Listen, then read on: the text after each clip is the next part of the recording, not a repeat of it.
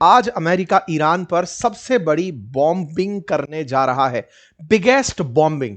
तो ऐसे में आज रात को ईरान पर क्या होने वाला है, उसकी जानकारी के साथ हम चर्चा में हैं। इस बीच में वो आज से हैवी शेलिंग शुरू करने वाले हैं, बॉम्बिंग शुरू करने वाले हैं, बहुत से ईरानी ठिकानों को निशाना बनाएंगे। लेकिन इसी बीच में ईरान के अंदर अगर कोई व्यक्ति है जो मदद करना चाहता है अमेरिकी एजेंसीज की, क्योंकि कुर्द लड़ाकों में एक डर बचा हुआ है कि कहीं ऐसा ना हो कि ईरान उन्हें टारगेट करके उनका अस्तित्व मिटाए। इस बीच में ईरान के लिए अमेरिका ने आज एक चाल चली। चाल यह है कि सीआईए, जो अमेरिका की गुप्तचर एजेंसी है, इन्होंने आज एक संदेश जारी किया पर्शियन भाषा में। जो संदेश था वो कुछ इस प्रकार से हमने डिकोड किया, और उस संदेश में यह था कि यदि आप ईरान में हैं और आप हमें कोई गुप्त सूचना देना चाहते हैं तो आप टॉर के माध्यम से इस सूचना को भेजें। टॉर एक सर्च इंजन की तरह, जैसे सफारी जिस तरह से है, गूगल क्रोम जिस तरह से है, एक लिंक समझिएगा, वेबसाइट, सर्च इंजन ही समझिए, जिसको वीपीएन के थ्रू अगर यूज किया जाए तो यह पता नहीं चलता कि आपने संदेश कहां से भेजा है। ईरान के लोगों को कहा जा रहा है कि पहले तो आप लोग वीपीएन यूज करें, फिर सीआईए की वेबसाइट पर आएं, और बकायदा एक एड्रेस जारी किया गया कि आप हमें सूचना जब दें तो टॉर के थ्रू दें। और टॉर के लिए इन्होंने जो एड्रेस दिया वो ये था, शायद आप लोग इसको पढ़ करके समझ जाएं, कुछ ऐसा कोड सा दिया कि आप इस एड्रेस को पेस्ट करें टॉर के थ्रू और हम तक आपकी सूचनाएं पहुंच जाएंगी। अर्थात अगर ईरान के अंदर कुछ ऐसी उठापटक की संभावना है, जो लोग चाहते हैं मदद करना अमेरिका की, कुछ गुप्त सूचनाएं अगर देना चाहते हैं, तो आप हमें सूचनाएं देने के लिए इस वेबसाइट का उपयोग कर सकते हैं। सीआईए आपकी पूरी सूचनाओं को पढ़ेगा, सूचनाओं पर आपको रेस्पॉन्स देगा, लेकिन ध्यान रहे कि कहीं आपको ही निशाना ना बना लिया जाए। इसीलिए आप ईमेल का अगर एड्रेस दें तो वो दीजिएगा जिसे चाइना और रशिया यूज ना करते हों। ये साफ साफ स्पष्ट शब्दों में देकर ईरानियों को जानकारी अमेरिका के द्वारा दे दी गई। इसी बीच में अमेरिका के डिपार्टमेंट ऑफ स्टेट ने आज एक वीडियो जारी किया, और उस वीडियो में इन्होंने बताया, अब इंटरेस्टिंग बात थी, मार्को रूबियो का डिपार्टमेंट है। मार्को रूबियो जिस समय पर अमेरिका ईरान से लड़ रहा है वो मादुरो की फोटो डाल रहे हैं। उद्देश्य फिर से साफ दिखाई दिया कि मादुरो सत्ता परिवर्तन तक के ही प्रतीक नहीं थे। वेनेजुएला के तेल पर कब्जा करना अमेरिका की असली आवश्यकता थी। वेनेजुएला का तेल उनके कब्जे में है। इसी से निकलकर आता है कि अमेरिका रेजिम चेंज नहीं, ईरानी तेल के ऊपर फोकस कर रहा है। यह बयान भी आज सरफेस होता है, जिसमें US will cease all the oil from Iran, ऐसा व्हाइट हाउस के ऑफिशियल ने कहा है। मतलब साफ है कि अमेरिका अगर ईरान की वजह से उसे कुछ नुकसान हो रहा है तो उसकी भरपाई के नाम पर ईरान पर फिर से प्रतिबंध ला देगा, और जो सत्ता यहां बनकर आएगी उसके साथ युद्ध रोकने की शर्त में इनके तेल पर कंट्रोल मांगेगा। दुनिया में तेल के लिए अमेरिका वेनेजुएला को पहले ही कब्जे में ले चुका है और ईरान को भी कब्जे में लेने की तैयारी में है। ये वो इंटरव्यू है जिसमें national emergency dominance council executive हैं, डायरेक्टर हैं। उन्होंने कहा कि ultimately we are not going to have to worry about these issues in the Strait of Hormuz because we are going to get all the oil out of the hands of the terrorist, कि हम उन लोगों के हाथ में से सारा की सारा तेल छीन लेंगे। अर्थात रेजिम चेंज फिर से एक बहाना था। ईरानी तेल असली निशाना था, जो दुनिया में थर्ड लार्जेस्ट रिजर्वायर ईरान के पास है। जैसा मैंने आपसे कहा कि आज भी दुनिया की बहुत सी रिफाइनरी गुपचुप तरीके से ईरान का तेल परचेज करती हैं, जिनमें सबसे ज्यादा परचेज चाइना करता है, लेकिन बहुत सी रिफाइनरी अलग अलग टैग से, शैडो फ्लीट से ईरान का ऑयल खरीदती हैं। यही कारण है कि लगभग $47 बिलियन का आज भी ईरान तेल बेचता है।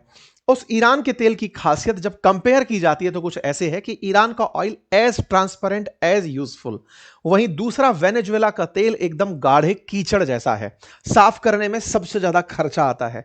अमेरिका के तेल को भी साफ करने में खर्चा आता है, और ईरान का तेल रेडीमेड प्रकार का है, बस हल्का सा रिफाइनरी यूज और इसको काम में ले पाते हैं। यही कारण है कि जब क्रूड ऑयल की कीमतों की चर्चा होती है तो क्रूड ऑयल तो एक ही भाव पर नाप देते हैं, उस ब्रेंट क्रूड ऑयल के अंदर ईरानी तेल सबसे एफिशिएंट रिफाइनरियों के लिए रहता है। तो अमेरिका असल में तेल के लिए यह मेहनत कर रहा है। यह बात आज खुद व्हाइट हाउस के ही national energy dominance council executive director के बयान से दुनिया के सामने आई। अर्थात दुनिया को यह बताकर हमला करने की नीति कि हम सत्ता परिवर्तन चाहते हैं, हम इसलिए कि ये डेथ टू अमेरिका बोलते हैं, ये इसलिए कि इनके पास न्यूक्लियर वेपन है, उन सब से इतर ये यहां के तेल के लिए इस देश पर भी हमला किए हैं। ये साफ साफ यहां पर आज स्थापित होता हुआ दिखता है। ईरान क्या कर रहा है? खमनेई के चले जाने के बाद ईरान अपने सबसे पहले सुप्रीम लीडर को ही अनाउंस नहीं कर पा रहा है। कल तक जो खबर थी कि खमनेई के बेटे को ही इन्होंने सुप्रीम लीडर बना दिया है, उस खबर में आज सत्यता के ऊपर क्वेश्चन मार्क खड़ा इस बात का कि सुप्रीम लीडर का यह नाम अनाउंस नहीं करेंगे। संभावित लोगों में नाम है, क्योंकि अमेरिका सुप्रीम लीडर अनाउंस होने के तुरंत बाद ही उसको भी निशाना बना लेगा। इसीलिए अमेरिका अपनी स्टैंड देता है और कहता है कि हमारे बिना बताए किसी को सुप्रीम लीडर मत बनाइएगा, सत्ता हम डिसाइड करेंगे कि ईरान में कौन चलाएगा। खैर, इस बीच में अपडेट आता है कि ईरान ने हाल ही में युद्ध के 8वें दिन सऊदी अरब, यूएई और जॉर्डन में तैनात अमेरिका के terminal high altitude area defence, जिसे थाड कहते हैं, उस सिस्टम को निशाना बनाया। थाड बिल्कुल S-400 समझिए, और S-400 अमेरिकी S-400 में, जिस तरह से आपको पहले भी कहता आया हूं, और अमेरिका के जो तैनात 5-7 सिस्टम हैं उनमें से एक को इन्होंने निशाना बना दिया है। लेकिन इस निशाने को बनाने से पहले ही ईरान की तरफ से एक माफीनामा भेजा गया था साथ के देशों को कि सुनो यार, हम आप पर हमला नहीं करना चाहते। कुछ वीडियो फुटेज है, हम उसकी सत्यता पुष्ट नहीं करते कि इस तरह से थोड़ा कियोस क्रिएट हो रखा है, आपाधापी लोगों में हो रखी है मिडिल ईस्ट के अंदर। ये तस्वीरें निकल कर आ रही हैं तेहरान टाइम्स की तरफ से। तेहरान यानी ईरान की तरफ से जो भी हमले हो रहे हैं, उसके चलते मिडिल ईस्ट के अंदर जो अरब लीग के देश हैं, इनके विदेश मंत्री ऑनलाइन बैठक करने जा रहे हैं। और उस ऑनलाइन बैठक से पहले जो यहाँ के ईरान के राष्ट्रपति हैं, वो आज दोपहर में कहते हैं कि yesterday in the temporary leadership council we made the decision that from now on Iran will no longer attack neighbouring countries unless attacks are carried out from there. बोले, हम लोगों ने कल की एक बैठक बुलाई थी, उसमें ये डिसाइड किया कि ईरान आप लोगों को अब नहीं मारेगा।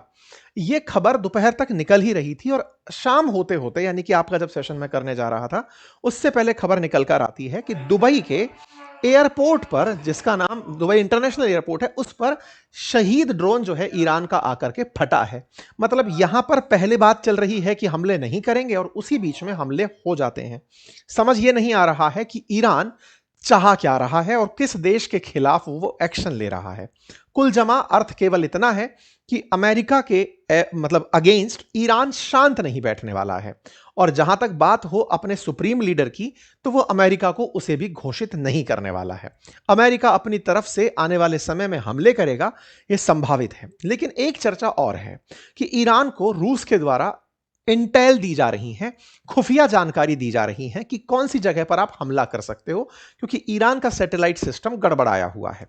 इस बात को जब अमेरिकी राष्ट्रपति से पूछा गया तो वो थोड़ा उखड़ गए। जब रक्षा मंत्री से पूछा गया तो उन्होंने कहा कि हमारी गुप्तचर एजेंसीज दुनिया की सबसे सक्षम गुप्तचर एजेंसी हैं, उन्हें सब पता है कि कौन किससे क्या बात कर रहा है। अगर कुछ ऐसा होगा तो ट्रंप सीधा वर्ल्ड लीडर्स को बात करके बोल देंगे कि उन्हें ऐसा नहीं करना चाहिए। कुल मिलाकर अमेरिकी एरोगेंस चरम पर है। सुरक्षा के नाम पर अमेरिका ईरान को पूरी तरह बर्बाद करने की तरफ निकला हुआ है। ईरानियंस का बयान यह है कि हम सरेंडर नहीं करेंगे। कब तक नहीं करेंगे? जब तक हम शहीद नहीं हो जाते। या तो हम जीतेंगे या शहादत को प्राप्त होंगे। आपको क्या लगता है कि इस युद्ध का परिणाम क्या होगा आपकी नजर में? जरूर कमेंट बॉक्स में बताइएगा। फिलहाल के लिए इतना ही। चैनल पर नए हैं तो सब्सक्राइब कर लें। हमारे कोर्सेज जिनमें हमने आपको तमाम एनिमेटेड वीडियोस बनाना, कंटेंट राइटिंग करना, इमेजेस बनाना, स्क्रिप्ट राइटिंग, जो चीजें सिखाई हैं वो कोर्स आपके लिए उपलब्ध है। लेकिन इसके ऊपर से ऑफर फिलहाल खत्म हो गया है। जिन्होंने एनरोल किया ऑफर के थ्रू, उन सबका वेलकम है। बाकी सभी साथियों के लिए कोर्सेज ओपन रहेंगे, आप जब चाहें इन्हें एक्सेस कर सकते हैं। फिलहाल के लिए इतना ही। बहुत बहुत धन्यवाद।